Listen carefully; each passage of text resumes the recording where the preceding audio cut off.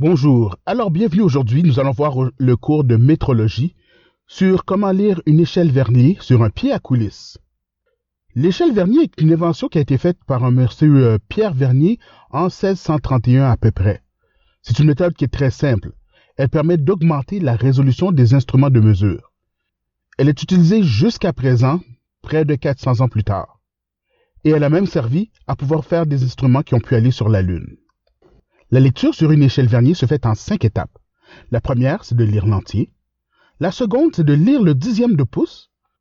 La troisième, c'est lire le quart de dixième de pouce atteint, c'est-à-dire 10, 25, 50 ou 75 millièmes de pouce.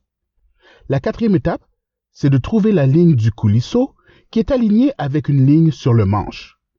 Enfin, la cinquième étape, c'est d'additionner la valeur de la ligne sur le coulisseau à la valeur de l'étape 3. Commençons. Certains micromètres, comme nous pouvons le voir ici, ont deux unités de mesure. Il peut avoir l'unité de mesure métrique ou l'unité de mesure impériale, donc en pouces ou en millimètres. Bien sûr, dans le cadre de ce cours, nous voyons les unités impériales, c'est-à-dire le pouce. Il y a une série de chiffres alors associés au pouce. Certains sont plus gros que d'autres. Les premiers, les plus gros, sont ceux qui sont pour les entiers. Nous voyons ici indiqué avec des flèches le 0, le 1 et le 2 pouces. Il faut alors lire la valeur qui est exactement alignée sur le 0 du coulisseau ou celle qui est avant. Dans le cas qui nous intéresse, c'est celle qui est avant, c'est-à-dire 0 pouces. Bien sûr, comme nous sommes en unité impériale, il ne faut pas écrire 0. Donc nous allons simplement commencer par un point. L'étape 2 consiste à lire le dixième de pouce. Le dixième de pouce est indiqué par les chiffres qui sont intermédiaires. On peut ici voir le 2, le 4, le 6 et le 8. Mais vous pouvez poser la question, où est donc le 3? Eh bien, si nous regardons de plus proche, les chiffres impairs ne sont pas indiqués. On ne peut les voir que par la ligne qui est un peu plus longue ici. Encore une fois, nous utilisons le même principe. Nous essayons de savoir quelle est la valeur qui est située juste avant le 0 qui est sur le coulisseau. Dans ce cas-ci, il s'agit du 4. Nous savons donc que le dixième de pouce, c'est-à-dire la première décimale, est de 4, pour une valeur de 400 millièmes de pouce.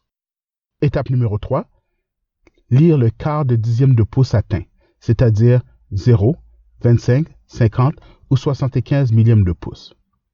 Maintenant, si nous regardons un peu plus proche, avec une loupe, nous pouvons voir qu'il y a des subdivisions entre le 4 et le 5.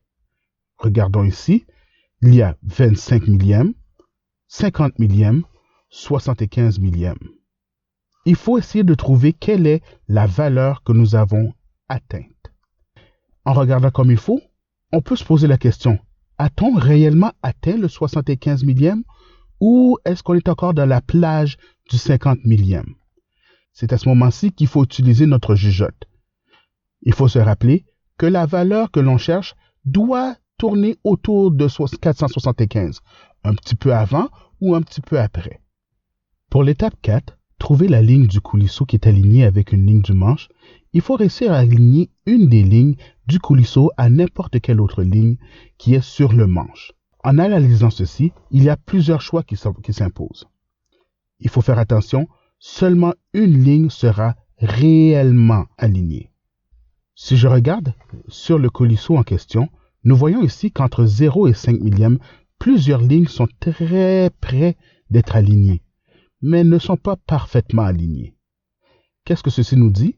Ça nous dit que si nous sommes proches du 0 et que nous étions à 450, la valeur tournerait autour de 450 pour ces chiffres-là. Et nous avons estimé plutôt que la valeur devrait être autour de 475. Il est clair que nous n'avons donc pas encore atteint le 75 millième. Donc, nous savons maintenant que c'est 450. 450 plus combien? Regardons cette fois-ci vers la fin du coulisseau. Vers la fin du coulisseau, nous voyons que 3 lignes sont presque alignées. En fait, ça arrive souvent avec les échelles Vernier. 3 lignes sont souvent près d'être la bonne réponse. Dans ce cas-là, il faut toujours choisir la ligne du centre. C'est elle qui indique la meilleure valeur. Dans ce cas-ci, nous voyons que nous sommes à 23.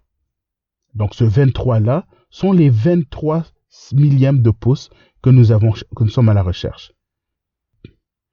Additionnons maintenant ces 23 millièmes-là à la valeur que nous avions au départ à l'étape 3. Donc 450 plus 23 millièmes, ça nous donne 473 millièmes. Est-ce que vous vous souvenez de ce que nous avions dit précédemment? La valeur devrait tourner autour de 475 millièmes. Eh bien, ceci semble correspondre à notre hypothèse de départ. Je vous invite à regarder la vidéo de nouveau afin de voir au ralenti s'il le faut les étapes pour pouvoir lire le pied à coulisse. Merci, bonne journée.